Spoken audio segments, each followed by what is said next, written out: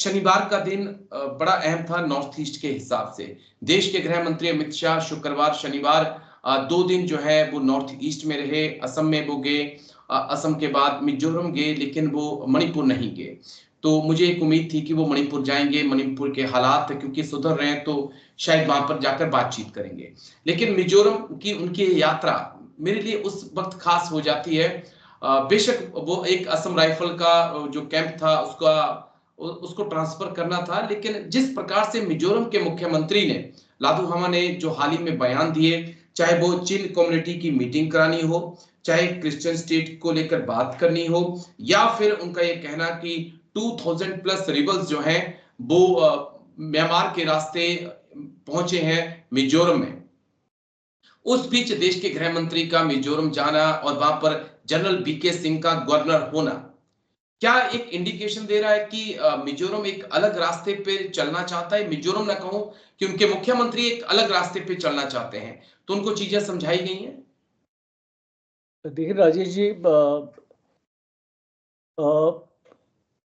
कई बार जो दिखता है वो एक्चुअली होता नहीं है। हमने ये चीज हमने नोटिस करी है। अब मिजोरम का आपने जिक्र किया तो मैं वहां पे पोस्टेड था एक टाइम पे। एक पोस्ट है बुंग तलांग और परवा करके आगे जाके। जो लोग मिजोरम को जानते हैं उनको पता होगा ये बुंग तलांग और परवा पोस्ट एक ट्राई जंक्शन था हमारा, जहाँ पे हम पेट्रोलिंग अपना करते थे। ऑफ कोर्स ये बहुत पुरानी बात है। उस टाइम पे मैं एक सेकंड लेफ्टिनेंट था और मैं वहाँ पे अपनी पेट्रोलिंग वगैरह 5 गढ़वाल राइफल के साथ में था। तो जब मैंने उस एरिया को देखा है, अब आप देख सकते हैं मिजोरम एक बहुत ही क्रिटिकल हमारा स्टेट है। जी 3 बॉर्डर्स हैं उसके, म्यांमार के साथ, बर्मा के साथ, जो अभी आप इसको म्यांमार बोलते हैं। आपका बांग्लादेश का आप बॉर्डर भी इस वहां पे है।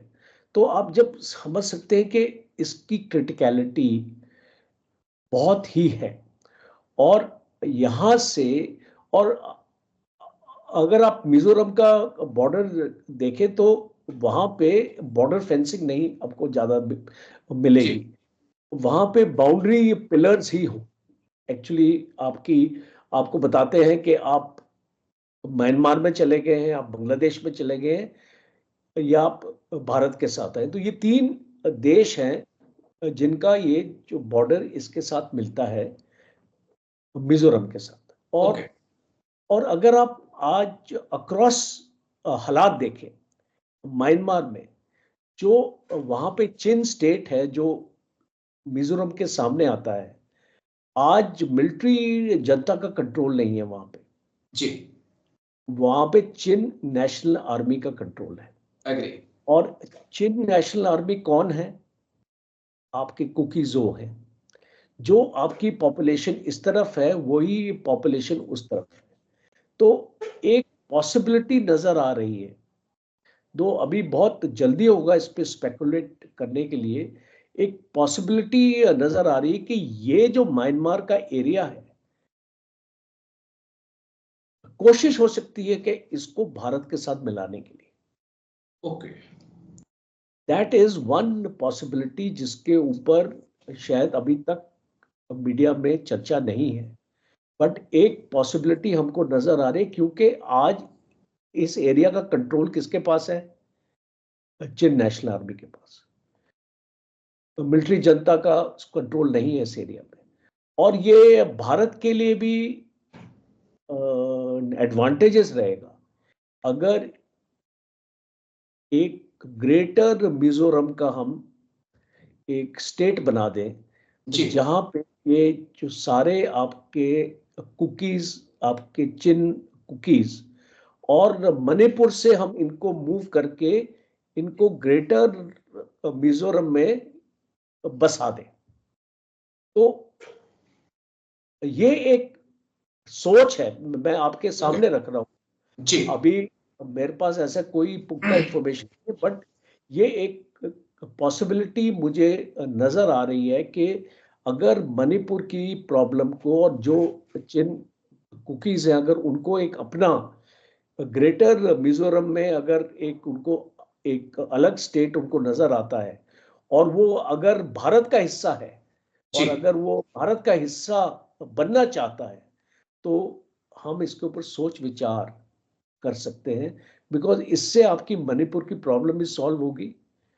आपको मिजोरम में जो भी अभी जो उथल पुथल हो रही है, जैसे आपने 2000 बताया, आगे पीछे हो रहे हैं, ये सब एक ही इसको हिस्सा में इनको बसाया जा सकेगा, और इनको रिकॉग्निशन दी जाएगी, और हमारी गवर्नमेंट इनके डेवलपमेंट जो भी इश्यूज हैं इनके, ओके जहां इनको ऐसा लगता है कि इनको डेवलपमेंट नहीं मिल रही है, इनको रोजगार नहीं मिल रहे हैं, इनको एक स्टेबिलिटी नहीं मिल रही है, वो स्टेबिलिटी शायद भारत सरकार इनको दे पाएगी। तो ये एक बहुत इंपॉर्टेंट मुद्दा है जो हम इसके ऊपर आगे अपना चर्चा कर सकते हैं।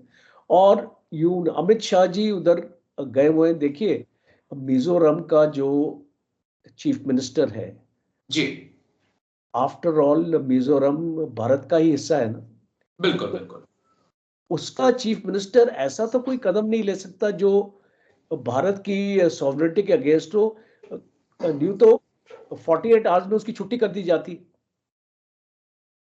अगर ऐसी इंटेलिजेंस रिपोर्ट होती भारत सरकार के पास कि मिजोरम का चीफ मिनिस्टर कोई ऐसा काम कर रहा है जी जो भारत की सॉवरेनिटी के अगेंस्ट है और भारत के अगेंस्ट है, तो वो 48 घंटे में डिसमिस हो चुका होता।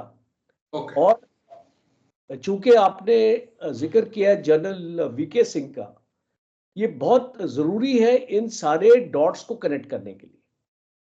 General VK Singh, because he was chief,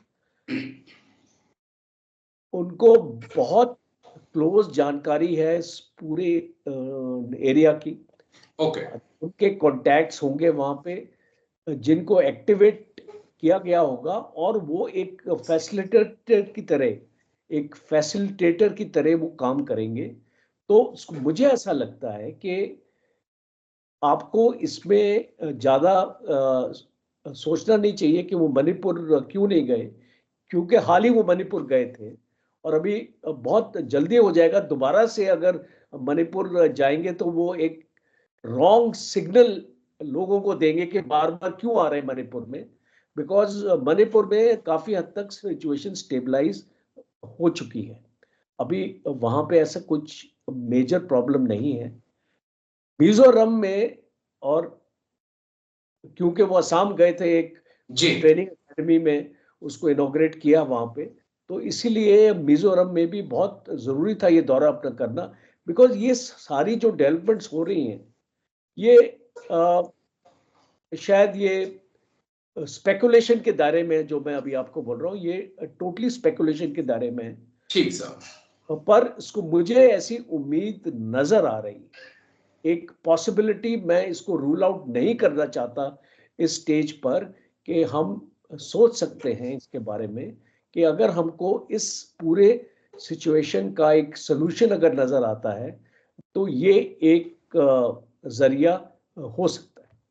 हाँ इस पे नजर रहेगी सर, क्योंकि मेरा ये भी मानना है कि इतना इजी नहीं होगा, क्योंकि अराकान आर्मी ने हाथ खड़े करवा दिए हैं, और फिर चाइना का भी वहां पर इंटरफेरेंस है। आप बांग्लादेश के रिश्ते आपके साथ खराब चल रहे हैं, और आप नहीं चाहेंगे कि म्यांमार के साथ भी आप किसी की टेरिटरी हथिया लेंगे, और वो हाथ पे हाथ धरे तो बैठेगा नहीं।